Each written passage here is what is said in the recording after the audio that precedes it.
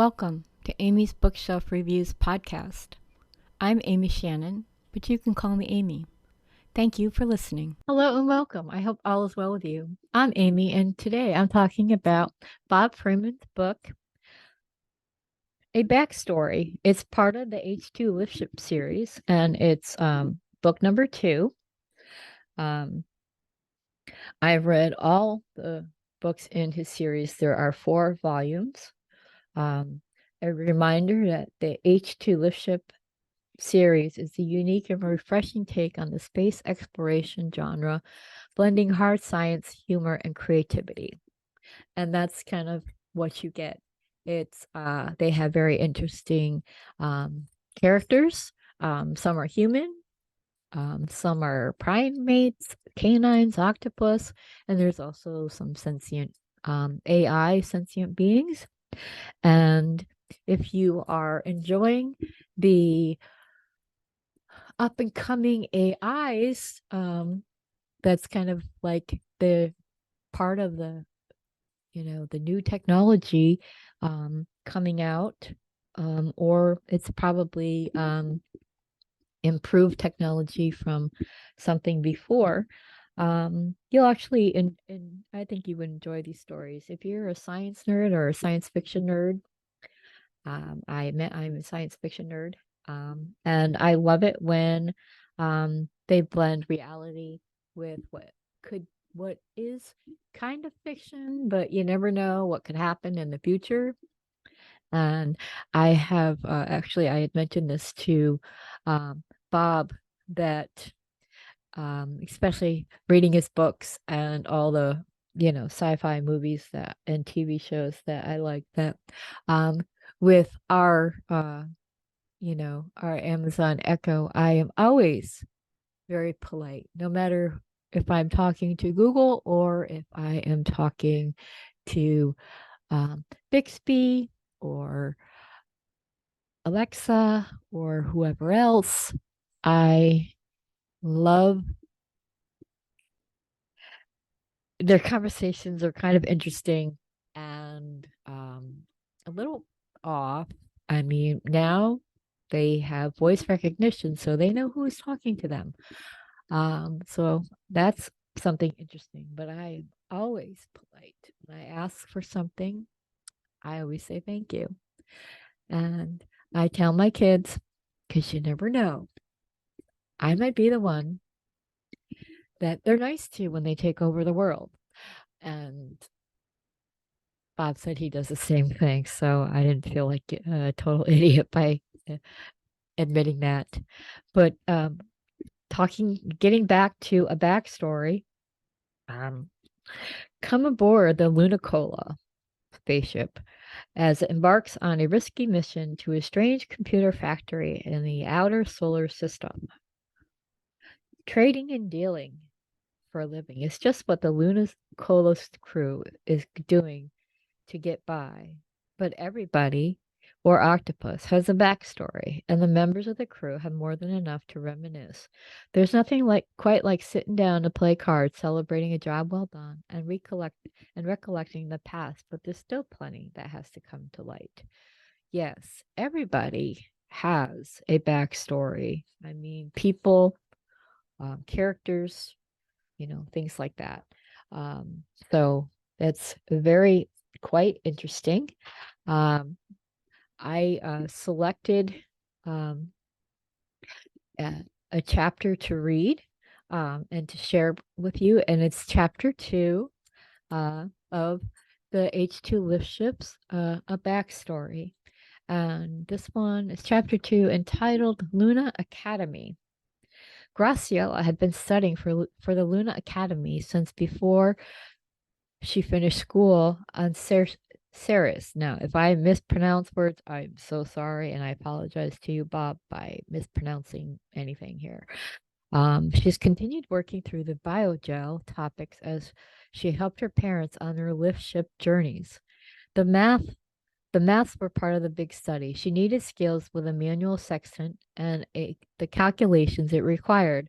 Ships could not rely on the octopus to do all of the navigation, and if she wanted captain's bar, she would need training to take over any job.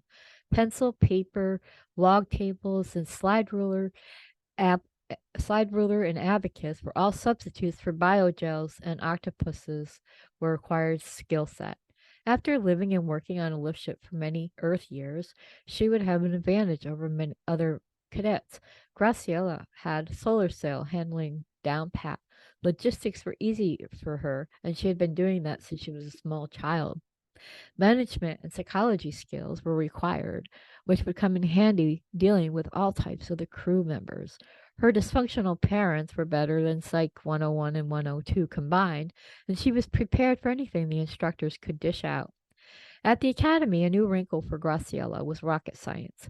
She had seen them in action but never learned how they worked or why they even existed. Even if she never crewed a military or cargo rocket, she still had to have the skills to handle the complexity of a fast moving spaceship. Enough musing, she thought. I have to get back and check into the academy. She crossed back through the crater tunnel and approached her temporary domicile. The academy was located in the wall of a 10-kilometer crater, some 75 kilometers from the lunar port.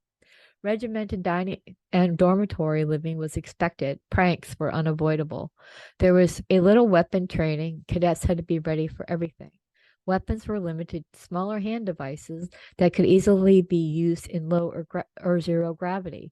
Bows and arrows, slingshots, bolas, and simple swords, ninja throwing stars, and rocks were virtually impossible to operate within constraints of the spacesuits.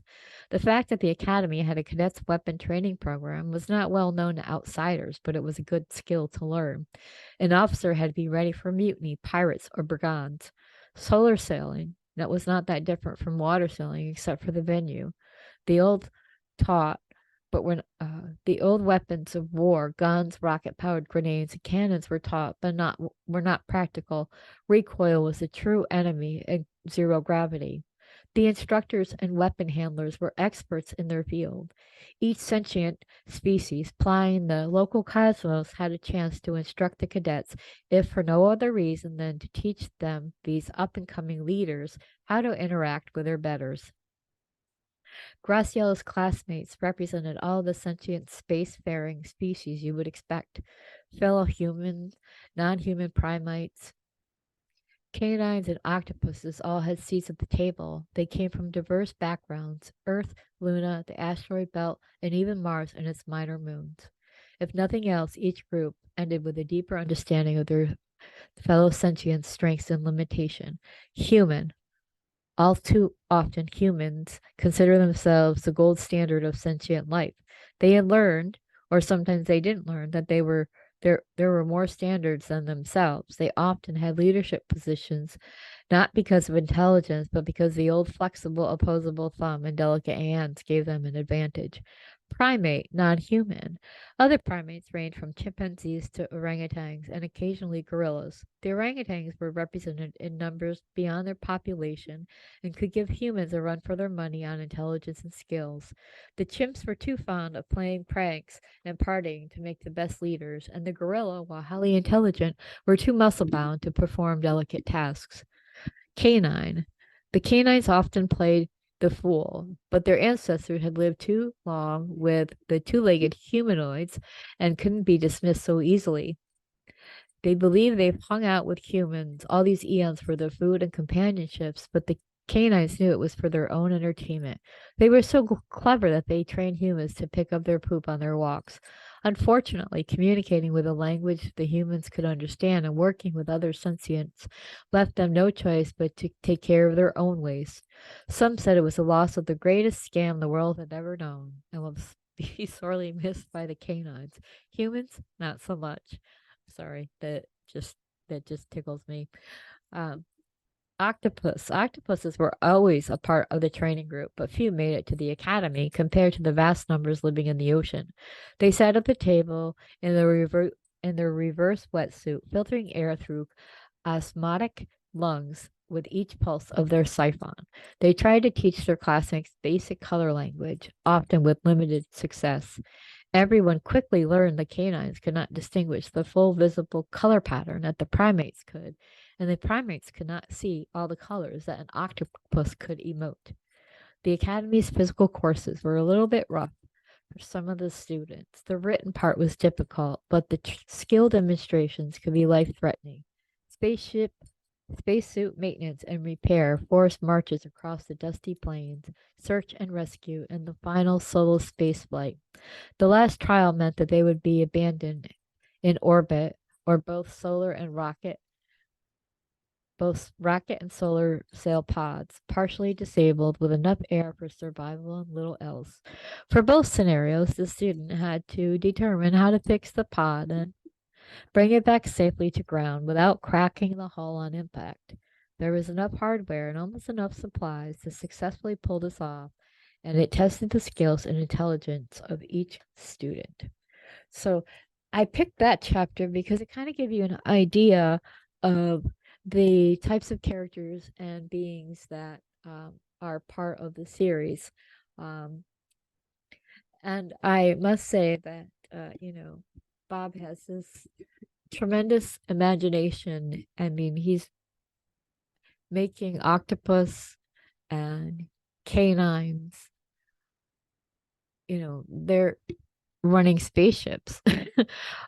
So I find that very interesting. And so I did write a review for a backstory, and I gave it 4 stars. Interesting, and yes, technical as well.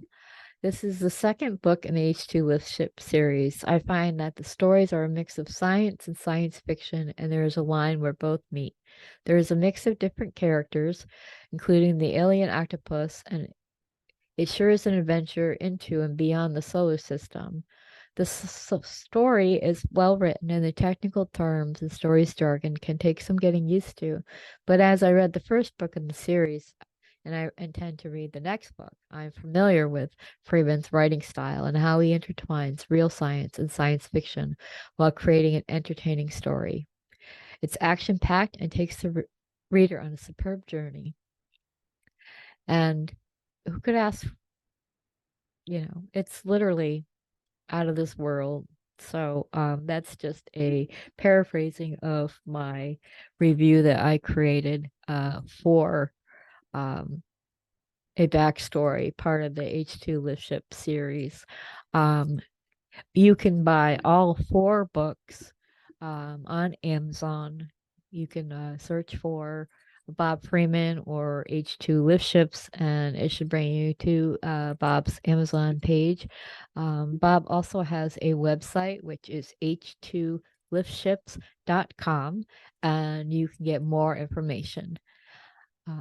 So if you're an author who wants to be on the show, or you just want your book to be on the show, go to amysbookshelfreviews.com/podcast for more information. Thank you, and I'll talk to you next week. This has been Amy's Bookshelf Reviews podcast.